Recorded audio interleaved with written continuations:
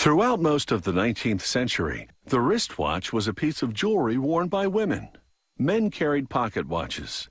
It was during the Boer War in 1899 that British soldiers decided fumbling around for a pocket watch during battle was a serious waste of time.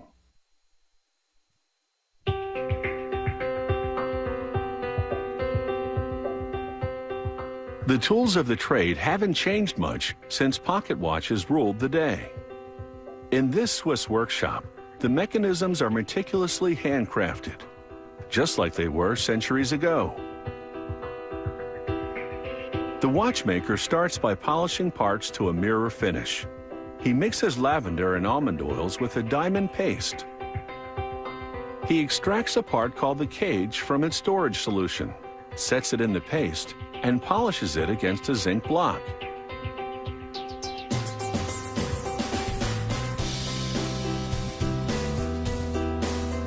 He brushes the dust off the cage with a soft piece of wood.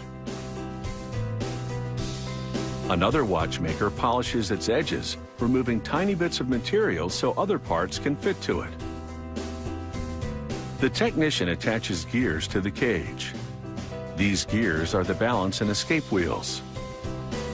He fixes the gears on tiny rubies because they don't wear down easily. The second half of the cage completes this mechanism called the tourbillon. Invented in 1789, these rotating gears in a cage counteract the effect of gravity on timekeeping for more accurate results.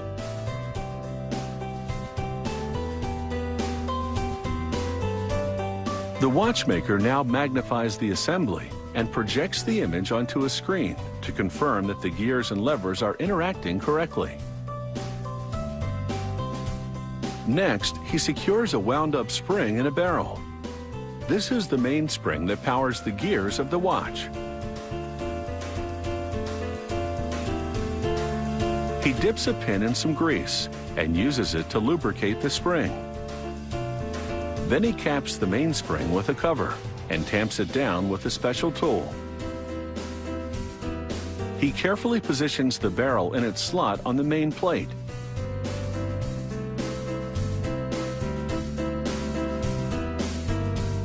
The watchmaker now installs another series of gears on the main plate. They'll transfer power from the spring to the tourbillon.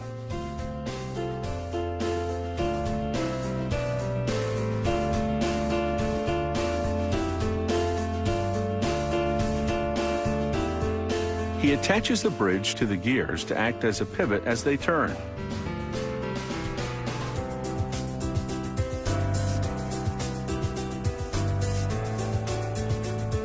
Another spot of grease keeps these wheels turning efficiently. With the spring barrel and its transmission gears assembled, production now reaches a critical moment. He places the mechanism in a holder that makes it easier to install the tourbillon.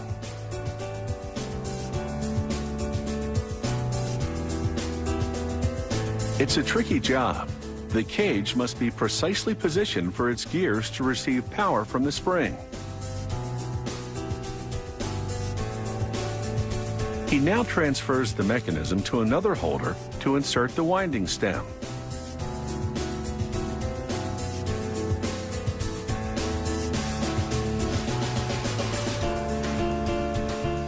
Next, he engraves a circular pattern onto a bridge plate. This high-end finish is called perlage.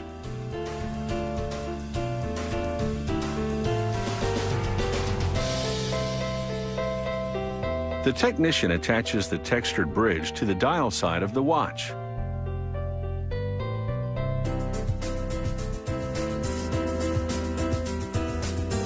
He assembles more gears and a numbered wheel to the bridge.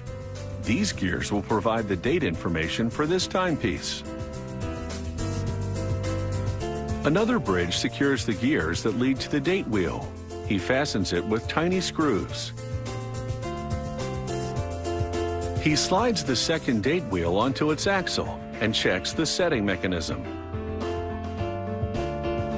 We'll have the up-to-the-minute details as this watch gets a beautiful face.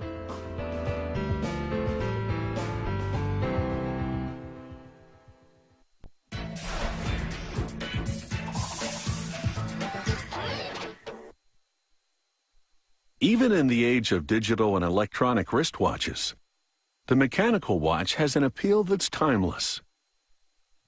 Some are among the most complex in the world and can cost in the six-figure range.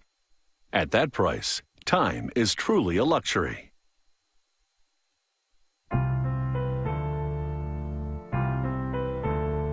In a factory nestled in the scenic Swiss countryside, a highly skilled team has assembled the inner workings of a luxurious tourbillon wristwatch. Now, a watchmaker fits the handcrafted face onto the mechanisms. Using a special tool, he presses the hands onto an axle at the center of the watch. This enables him to set the time and date.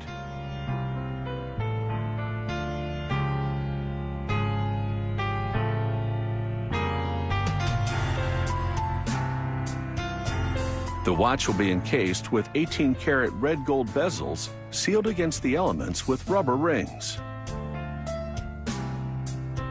He now fastens the middle casing to the mechanism, then completes the installation of the winding stem and crown.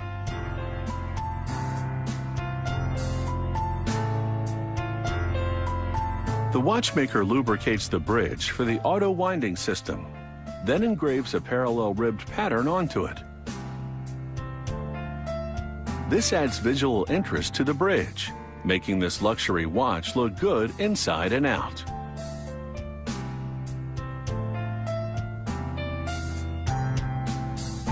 After the bridge has been set with jewels, it's ready to be installed at the center of the watch, where its jewels will keep parts from rubbing against each other, causing wear and tear.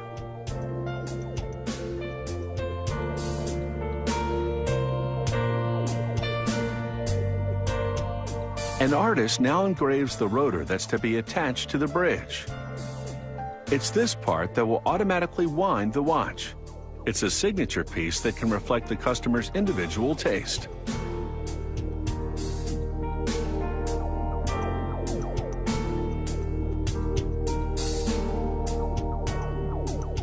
This stylish-looking rotor is now ready to be secured to the bridge.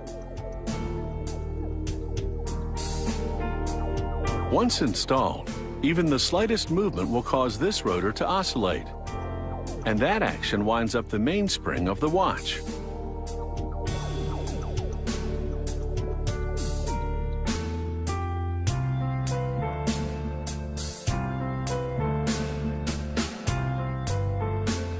The watchmaker now shields this timepiece with a glass dome, and then vacuums dust from the next gold bezel.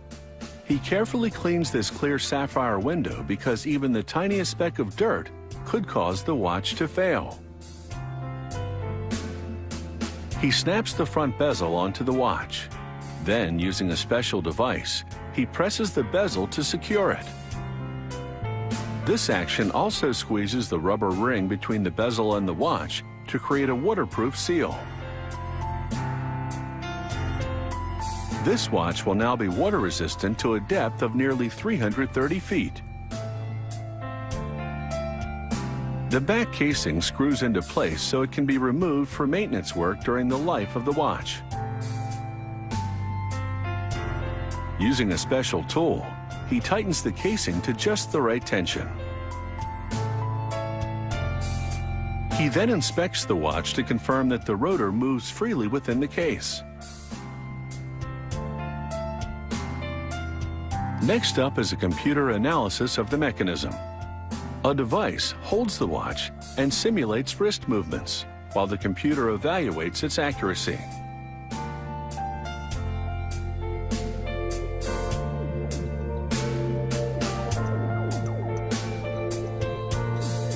That's the sound of a minute repeater, which is a feature on some models. When triggered, it chimes the time. And now this watch takes the plunge into a container of water. If bubbles appear, it would signify a leak, but there are none, so this watch is waterproof. This incredible watch will set you back $150,000, but it will be an heirloom piece that stands the test of time.